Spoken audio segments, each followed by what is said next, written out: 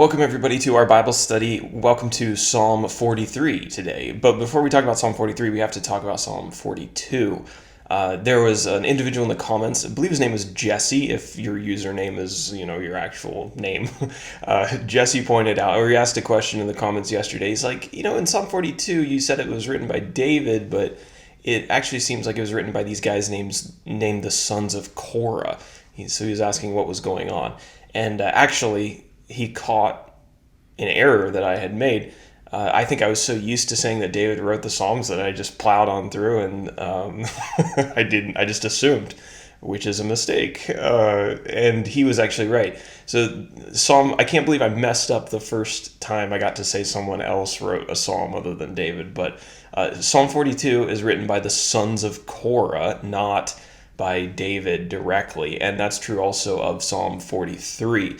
So thanks for pointing out that mistake. And just to let you guys know, if you do ever find anything that looks odd or looks like, like it doesn't match up with the text in any of these outlines, point it out, because I do check the comments, and I don't always get to respond to all of them. But if somebody says that something's wrong on my outline, since I'm trying to represent the text accurately, I do go back and check those. And in this case, I had botched it, and it's not the first time. So there have been several times when people have edited my work, and that's actually really helpful, because when you're making Bible studies every day, there's just some things that you miss and you don't catch. So thank you for that. Never be afraid to question me down in the comment section, because you very well might be right. So thanks, Jesse, for your comment yesterday, and I'll probably re-upload Psalm 42.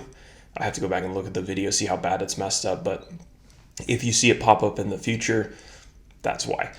If you're watching this sometime in the future, you probably won't even know that I messed it up until you watch Psalm 43. Let's talk about Psalm 43 today, and the details are on our PDF, which you can, of course, download on our website, and I will edit the PDF from Psalm 42 if I didn't mention that already.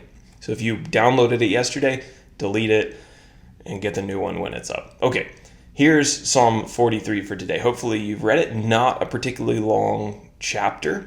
This one was written by not David. It was written by the sons of Korah, and this is a family of the tribe of Levi. Read about them in 2 Chronicles. I'm not aware of any New Testament references back to Psalm 43. We do have three themes to talk about today. Number one, God will vindicate his servants. Number two, God is a refuge from evildoers and enemies. Number three, you'll never be disappointed if you put your hope in God. Those are very familiar themes to some that we've seen in previous Psalms. Now for our definitions. Just one word to talk about. God's holy hill. Now, this could refer to a couple things depending on when the psalm was written, which we don't have exact information on that.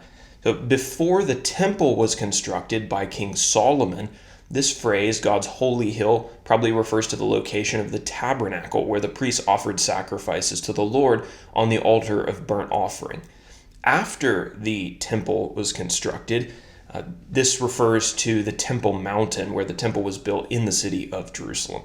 Now, we go over to page number 2. You'll see that Psalm 43, hopefully you already know, only has 5 verses, and I've entitled it My Salvation and My God. And as I mentioned, this psalm has really similar themes to some of the ones that we've looked at in the past.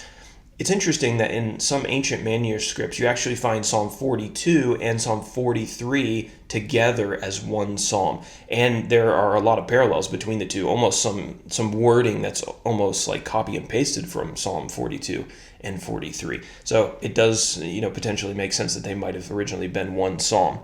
So the psalmist begins by praying that God would vindicate him. There were these ungodly, unlawful, wicked people who were making his life hard, and they were trying to smear his name and his good reputation. The psalmist's confidence was in God, but the persistence of his enemies made him wonder why God didn't act more quickly and more decisively against them. The author asks for God's light and God's truth to lead him out of his time of darkness, this time of despair, and to bring him to God's holy altar to worship. That's the reference to God's holy hill that we talked about in the definitions section.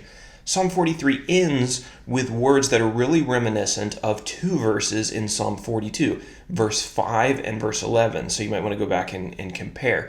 Quote, Why are you cast down, O my soul, and why are you in turmoil within me?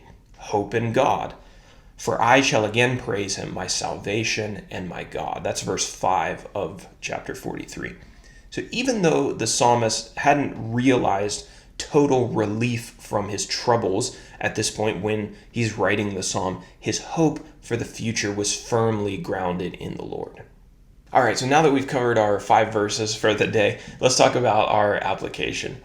This psalm is one of many that invokes the Lord for help with enemies. And I have a question. This is a question I was asking myself as I was reading this and many of the other psalms before this. Why do you think men like David had so many enemies? Is it normal to have so many people opposing you all the time? Maybe it's because men like David, or like the authors of this psalm, maybe it's because they were men of action. You think about David. David wasn't a man who was going to stand around waiting for somebody to lead him or someone to give him directions. He was the leader. He wasn't a man who needed permission to complete jobs that he knew needed to be done. He took initiative and he finished them. You remember the story of Goliath, where he's the only one who will take on the giant, and he has confidence that God will help him do that. When you're busy leading and trying to get things done, there will always be people who want to hinder you. Leaders who shake things up are often opposed by the people who want to keep things the way that they've always been, even if the way they've always been, hasn't really been that great. Leaders who drive their people to be better will always find adversaries. This is true for those who lead both in the secular world, secular context, and also, unfortunately, those who lead in the church. Now, while this is true, it shouldn't discourage us from trying to pursue leadership and trying to lead people to be better. Those who want to be leaders just need to be aware of this and to be ready for it. Opposition is an unavoidable burden that all good leaders have to bear. You can be the best leader in the entire world. There will still be people who criticize you, who try to tear you down, try to destroy your reputation, try to undermine your work. If you want proof of that, look at Jesus. Perfect leader. So many people were trying to hinder him and undermine his work, but he persisted, and that needs to be our attitude as well.